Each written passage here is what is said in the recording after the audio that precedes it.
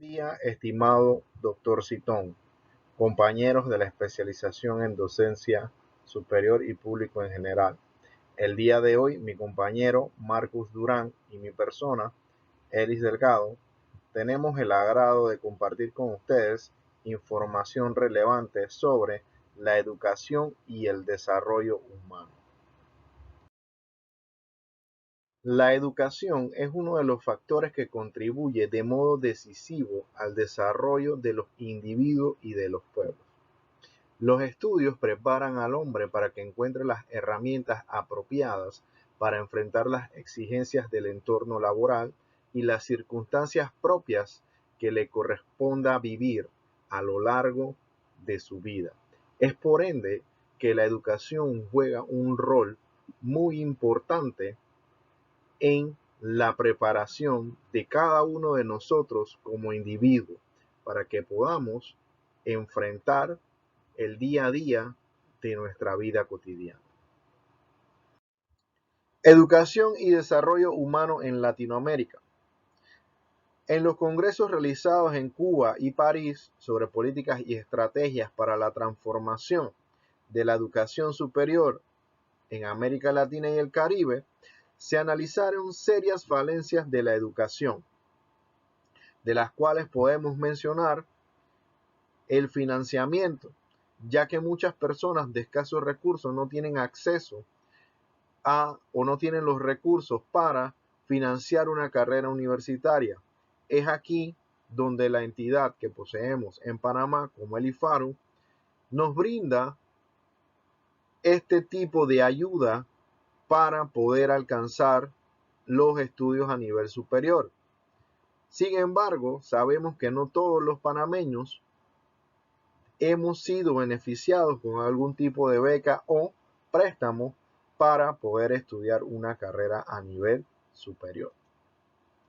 Luego tenemos la corrupción en cuanto a las acreditaciones universitarias, pues este tema erosiona las bases de una educación de calidad para todos y pone en tela de duda la reputación de las universidades y la entrega de los diplomas de dichas casas de estudio universitaria. La autonomía universitaria fue otro de los hallazgos, ya que esta consiste en la potestad de que las instituciones públicas universitarias puedan mantenerse de manera independiente de los poderes centrales de un Estado. Y por último, otro de los hallazgos fue los modelos educativos, ya que pues se trata de que tenemos carencias de nuestros modelos educativos dirigidos hacia la integridad de la persona.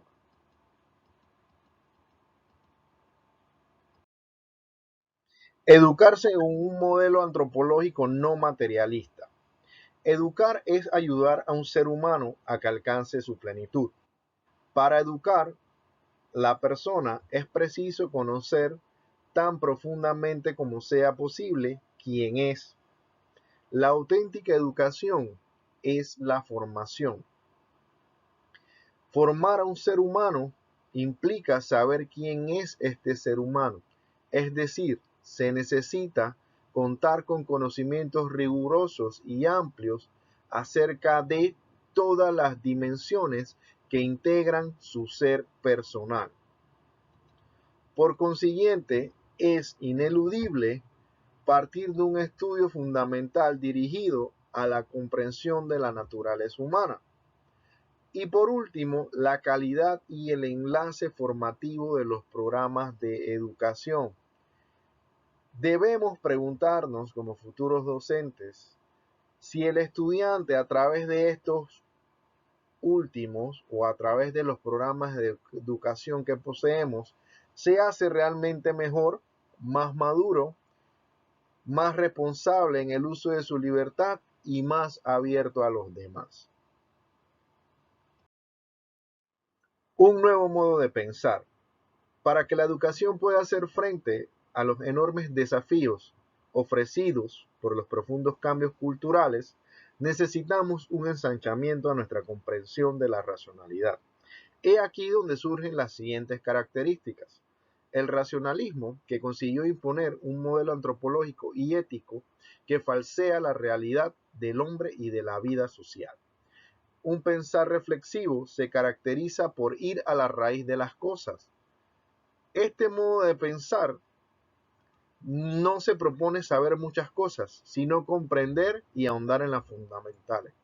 La objetivación, por lo tanto, forma un hombre integral que se perfeccione en la virtud y se preocupe por el cultivo de su humanidad. Un saludo a todos, profesor, compañeros.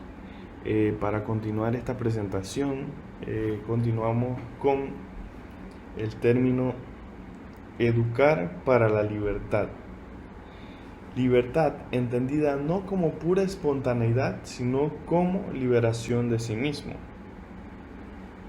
Este concepto me gustó bastante porque habla de una idea que se refiere a el albedrío. En este caso, en el plano metafísico, sobre la naturaleza humana, se puede evidenciar la conexión sobre la ley y sobre la libertad. En efecto, para entender la libertad como liberación de sí mismo, es ineludible asumir que la libertad se esclarece y vigoriza gracias a la verdad y al bien que la precede, porque la libertad humana es una libertad sabia, por lo tanto no es anárquica ni absoluta, y la regla por la cual ha de regirse principalmente es la naturaleza. La ley natural en aquellas cosas a las que el hombre se inclina naturalmente. Entonces, me parece muy interesante este concepto, esta percepción sobre lo que es la libertad. Entonces, continuando, la libertad psicológica o libertad emocional. El libre albedrío es una propiedad esencial de la naturaleza racional. En este orden de ideas es posible distinguir, por un lado, entre la libertad psicológica, entendida como la capacidad que tiene la voluntad, orientada por la razón, de autodeterminarse a querer un bien en concreto, y por otra parte, tenemos la libertad emocional. La primera corresponde al libre albedrío, que es una propiedad esencial de la naturaleza racional, ¿no? Como ya dijimos. Sin embargo, el ejercicio de dicha libertad psicológica no es garantizado de que la persona escoja aquellas acciones que verdaderamente la liberan. Esto es que la dirigen hacia la verdad y plenitud de la misma. Entonces estas opciones son precisamente las que constituyen la libertad emocional o liberación de todo obstáculo que obstaculiza, valga la redundancia, el camino hacia la perfección personal. Existen casos como los del alcohólico, el drogadicto, el vanidoso, y el mentiroso. Cada una de estas personas actúa con pasiones compulsivas que prácticamente le obligan a comportarse de la manera autodestructiva, a pesar de no tener ningún obstáculo externo para dejar de comportarse racionalmente, o quizá precisamente por no tenerlo. En una sociedad que muchas personas confunden la libertad con el permisivismo, en un nivel superficial, se puede decir que una persona de este tipo hace lo que quiere, queda impulsada por un placer o por un dolor casi irresistible. Por lo más significativo de estos casos emotivos desbocados es que ellos distorsionan su visión de la realidad.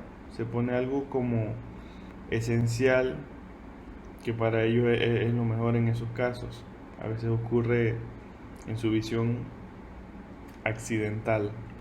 Y entonces cada vez se les dificulta más tener conocimiento de cómo son las cosas y quiénes son. A partir del ejemplo anterior sobre el alcohólico, el mentiroso, el drogadicto, esto nos lleva a el proceso educativo en la libertad. ¿Cómo evitamos que la persona se convierta en un instrumento de autodisolución de sí mismo?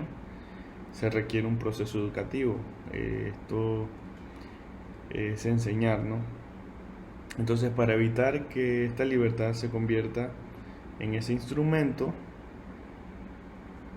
hay que enseñar a la persona a elevar su nivel ético de sus elecciones personales.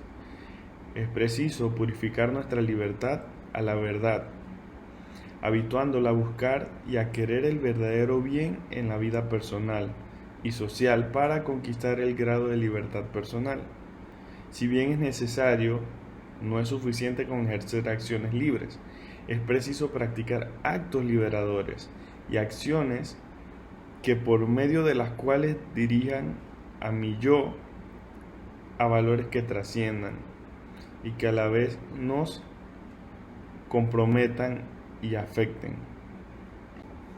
Entonces, este tema está directamente ligado al tema anterior, de la diapositiva anterior que hablamos, que es el proceso educativo de la libertad. Entonces, en este caso, en esta ocasión, hablamos de la formación de la personalidad humana, que es el arte de vivir, se encuentra en la relación directa con la formación de la personalidad. Aquí entra el tema de la enseñanza, ¿no? De los valores éticos, de cultivar esas cosas en las personas o quizá en los pequeños para que vayan en ese camino de la perfección personal. Continuamos con la formación de la personalidad humana y de acuerdo con esto, dicha formación se orienta a dos direcciones fundamentales: el cultivo de la inteligencia y la formación del carácter. Se trata de un proceso que atiende a la persona en su integridad, es decir, que se ocupa del desarrollo tanto de la inteligencia como de la afectividad de manera proporcionada y armónica. Porque para ser capaces de asumir la propia vida con un proyecto se necesita, ante todo, rectitud, claridad de criterio a la hora de fijarse metas y modos para alcanzarla, pero al mismo tiempo esos objetivos vitales para no quedar reducidos en un mero deseo vano. Cuando cultivamos nuestra inteligencia y nuestra personalidad, dentro de la personalidad viene el desarrollo ético, los valores morales y éticos. Esta parte a mí me gusta mucho porque considero que cada día se pierde más lo que son los valores éticos y morales. Esas enseñanzas que habían antes ya ahorita mismo no las ves tanto. El respeto, la honestidad, esos valores que nos enseñan desde la escuela. Entonces, el valor de la verdad y del bien como perfección del hombre. Ahí vamos, en esa vía. Entonces, esto nos exige contar con las disposiciones estables de carácter denominadas virtudes éticas. Se necesita poseer para esto las cualidades intelectuales de carácter que permiten a una persona identificar los bienes pertinentes y emplear habilidades necesarias para conseguirlos. Lo que en esta propuesta educativa resalta es, por tanto, el valor de la verdad y del bien como perfección del hombre. Estoy totalmente de acuerdo con eso. Mientras que la ignorancia y el error nos esclavizan, la verdad nos libera. Pero para dar con ella y hacerla propia, plasmándola en comportamientos concretos de modo coherente, se necesitan las virtudes intelectuales, es decir, los hábitos operativos que, como su nombre lo indica, perfeccionan a la persona realizando de sus actos de inteligencia y de las virtudes éticas o morales la perfección. Respeto en las actuaciones propias de la racionalidad, libre, consciente y emocional. En conclusión, me siento totalmente de acuerdo, creo que esto acompaña mi ideología con respecto a los valores morales y éticos, porque para alcanzar la libertad Como seres humanos se requiere pues de gran inteligencia emocional, de valores éticos, posiblemente a veces eso viene de casa. Y todas estas cosas te ayudan a determinar el éxito o el grado que queremos alcanzar en nuestra vida personal, alcanzar la perfección. Creo que a muchos nos falta eso, ese deseo, esa ambición, y todo va ligado con el éxito personal pues, que uno quiere alcanzar. Así que este resumen, intenté comprimir todo esto para que fuera de la manera más sencilla de digerir y intentar mostrar un punto de, de que lo que necesitamos para alcanzar la perfección humana o la perfección personal, diría más que todo, para mí resulta sumamente importante. Así que, bueno, espero que haya sido de su agrado, que también pues los ayude también en su vida personal esta temática y cosas que podamos emplear en nuestra cotidianeidad. Son informaciones que podemos quedarnos para nosotros mismos y aplicarla. Así que muchas gracias y saludos.